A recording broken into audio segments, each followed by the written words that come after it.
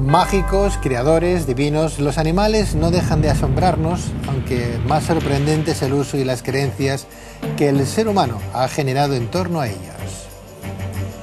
¿Qué misterio encierran los animales para que el ser humano los vincule con la divinidad y para que muchas tradiciones mágicas los asocien con las fuerzas sobrenaturales? Para desvelar parte de ese enigma nos acompaña Pedro Palau Pons.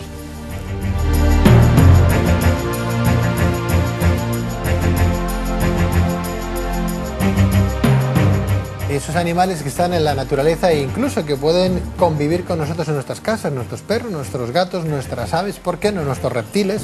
Pedro Palau Pons, muy buenas noches. ¿Qué tal? Buenas noches. Pedro, ¿hasta qué punto, antropológicamente hablando, se ha asociado a un animal con la divinidad? Se ha asociado porque no se ha podido explicar exactamente el porqué de las cosas sin buscar un ejemplo, ¿no? Es decir, cuando buscamos en las cosmogonías de los diferentes pueblos, claro, llega un momento en que cualquier cultura avanzada se pregunta el de dónde venimos y a dónde vamos. Y sobre todo cuando hablamos del de dónde venimos, se preguntan ¿y quién creó todo esto que nos rodea? Entonces, para casi todas las culturas lo fácil es, antes de llegar a la creación de un dios, es decir, hemos sido creados por el entorno, por lo tanto por los animales. Y a partir de ahí es cuando se cogen ciertos animales que se consideran como sagrados y se crean una serie de fábulas, una serie de leyendas que pertenecen a esa cosmogonía y que son las que cuentan cómo nace el mundo. Por ejemplo, hay algunas culturas que nos hablan de una gallina gigante que va picoteando los mares. Claro, dices, bueno, si solo había mares, ¿de dónde salió la gallina? Pero bueno, esa es la historia, ¿no? Que picotea los mares y que allí donde picotea van saliendo tierras. Otra historia nos habla de un pavo real. Un pavo real, por ejemplo, que iluminado por el sol, despliega su cola porque se enamora del sol, y de cada una de las manchas o de los ojitos que tienen el pavo real en la cola van saliendo diferentes tierras, ¿no? Es decir, antropológicamente deberíamos entender que cuando las cosmogonías de una cultura hablan de un animal como creador de la tierra es porque están vertiendo en ese animal sus anhelos, sus esperanzas, su conocimiento, y porque personifican en los poderes del animal lo que al hombre le gustaría que hubiera sido. Es curioso porque estos ancestros, estos personajes, incluso en Mesoamérica, los americanos, los chamanes, los indios, llegan a decirnos que el ser humano viene de una mujer águila. Sí. Una mujer águila. Sí, porque... Que no una águila en femenino. No, claro, una mujer águila, es decir, un ser, ahí entraríamos en lo que es el antropomorfismo. Sí. No me lo preguntes más esta palabra, el antropomorfismo, que sería algo así como decir, bueno, un hombre o una mujer se convierte en animal. ¿Por qué? Porque los humanos tenemos poderes limitados, ¿vale? Si nos transformamos en animales o si digamos que nos convertimos en un animal determinado, podemos tener más poderes. ¿Por qué el águila? Porque para ellos el águila era el animal que dominaba todas las tierras, que tenía la visión absoluta, relacionaban con la intuición, consideraban que la intuición ya era femenina, pero claro, nacer de un pajarraco, pues por muy sagrado que sea, como que no. Entonces lo reconvierten y dicen, hubo una vez en el mundo una mujer que era medio mujer, medio águila, que estuvo volando por el cielo hasta que se posó, y cuando se posó, de ahí salió la vida, ¿no? Es decir, nosotros tenemos una mitología también bastante sencilla, es decir, cuando hablamos de Adán y Eva, fíjate que del barro nace un poco toda la creación nuestra, ¿no? En esas otras culturas han cambiado el barro por animales. ¿Cómo era la palabra especial? Antropozoformismo o algo así. Tremendo. Los antropólogos sois la pera, buscando palabras que aprendemos todos. Bueno, desde sí, golpe, ¿no? antropo de hombre, de ser humano, zoo Sí. de animal y morfismo de cambio. O sea, es un poco la transformación del hombre o la mujer en un ser animal. En cualquier caso, desde Plinio el Viejo, por ejemplo, Sí. ¿verdad? Ya nos vienen hablando de esos animales, porque ellos incluso los etiquetaban. Había una serie de características muy propias de cada animal que utilizaban y aplicaban a cada ser humano, dentro además de un culto que se llamaba zoolátrico, ¿no? Sí. Claro, el zoolatrismo, ¿qué es?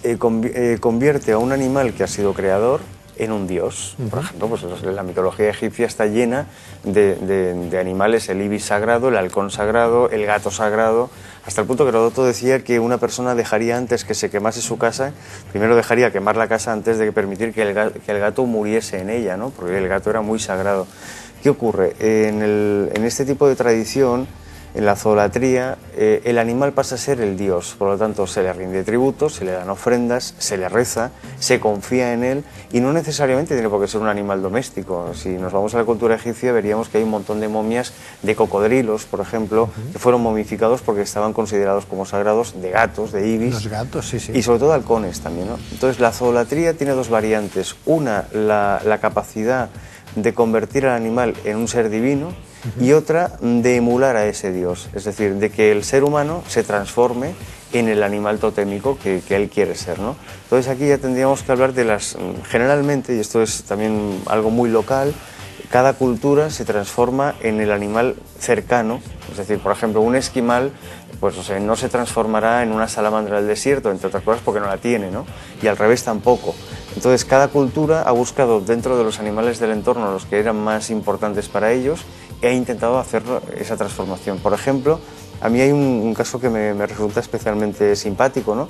Que es la transformación en jabalí de los celtas, es decir, todo el mundo recordará Asterix y Obelix, pues bueno, realmente no iban a comerse los jabalíes, sino que al contrario, los tenían considerados como muy sagrados y la persona que lograba transformarse en jabalí era poco menos que mágica, ¿no? Recordemos que en la Edad Media eso se transforma y se modifica y las brujas se transforman en machos cabríos o el demonio se transforma en macho cabrío o se convierten van volando convertidas en cuervos y luego hay la otra variante, la variante de convertir en esa zoolatría un ser humano en un animal para convertirlo en guerrero. Por ejemplo, dentro de lo que es la zona central, la zona teutónica europea, estaba, incluso en Rusia, estaban los hombres oso, que no ositos, ¿no? Es decir, hombres oso, que eran personas que tomaban una serie de pócimas, una serie de elementos mágicos, y de pronto creían ser osos, más allá de que fueran peludos o no peludos, o grandes o pequeños, ¿no? Yeah. Entonces, fíjate si es importante esta historia de los hombres oso,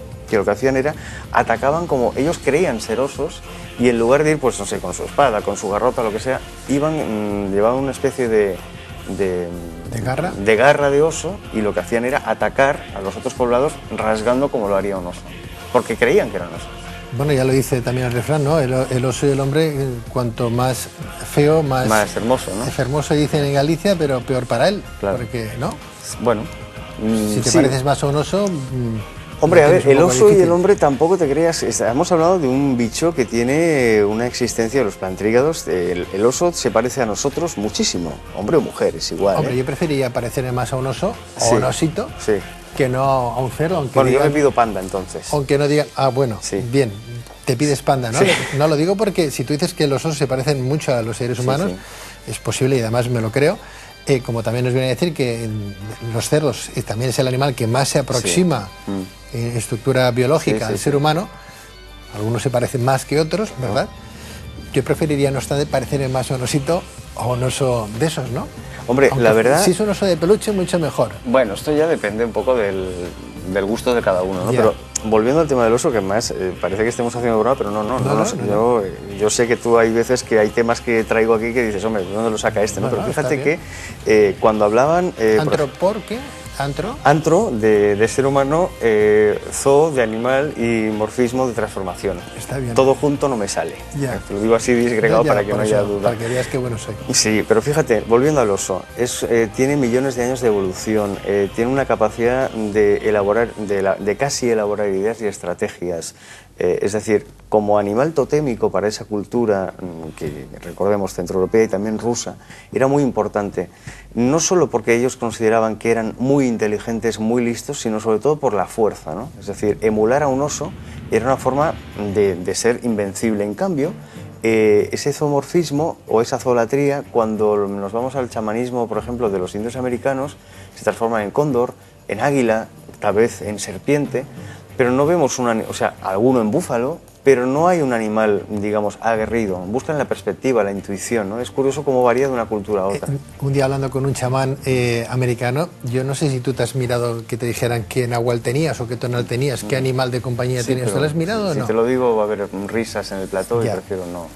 ¿Qué animal? No, va a haber risas y no. Estamos en radio protegido y esas cosas. A mí me lo dijeron, además me quedé asombrado porque cada persona vive en función de aquel animal, ¿no? Desde un jaguar, ¿verdad?, que es lo que nos dijeron, hasta un halcón, ¿verdad? El nahual y el tonal, ¿no? ¿Tu animal de compañía sería el osito de peluche? ¿O no, yo tengo un animal de compañía que se llama Nut, que es un perro que pesa 50 y pico kilos y que tiene un aire a oso.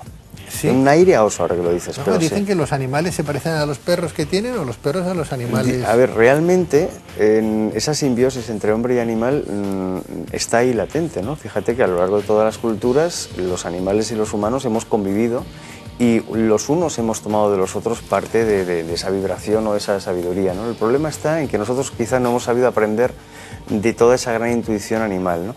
Pero volviendo a lo que decías tú del nahual o el tonal, ¿no? Hay una teoría muy interesante al respecto que justificaría realmente por qué los animales han sido tan sagrados, y es las teorías de las, te lo diré, de las biografías zoomórficas, es decir, que eso traducido sería: todos somos humanos, pero antes de ser humanos fuimos algo, hay una herencia animal. Y en la teoría de la biografía zoomórfica lo que se busca es descubrir cuáles son los animales que genéticamente han morado en nuestro interior, ¿no? Y ahí hay descubrimientos a veces muy, muy interesantes. Siempre lo decimos, Pedro Palau, las personas que hoy tratan mal a los animales, los que les cortan las piernas, los tiran a los pozos estando vivos, los que les hacen hacer el piano colgando a los galgos de los tendidos eléctricos, por ejemplo, hasta que el pobre animal ya pierde de cansancio, se desvanece y se ahorca él mismo.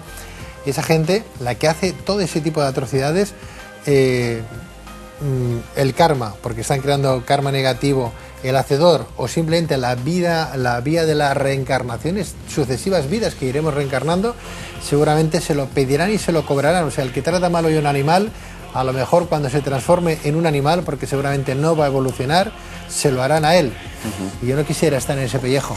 No, realmente tenemos que aprender mucho todavía a convivir con quienes nos rodean. Esa es una de las claves del antropozoomorfismo, precisamente, convivir con los animales.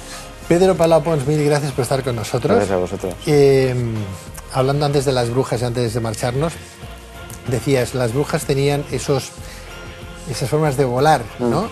La verdad es que no es que volaran las brujas, es que utilizaban las escobas o un palo con belladona, se frotaban sus partes, ¿verdad? Y esa misma belladona filtraba sus partes, aquel elixir que lo da la belladona, y pensaban que estaban volando, pero estaban alucinando. Sí, tenían un viaje en un estado modificado de la conciencia. Eso no significa que uno vaya a buscar belladona, se coja un palo y se cree que puede llegar a volar de la misma manera. Además es peligroso y puede ser hasta mortal. Eso hay que tener mucho cuidado. Pedro Palau Pons, mil gracias por estar en Tu Tierra de Sueños, Pedro. Gracias, muy buenas noches.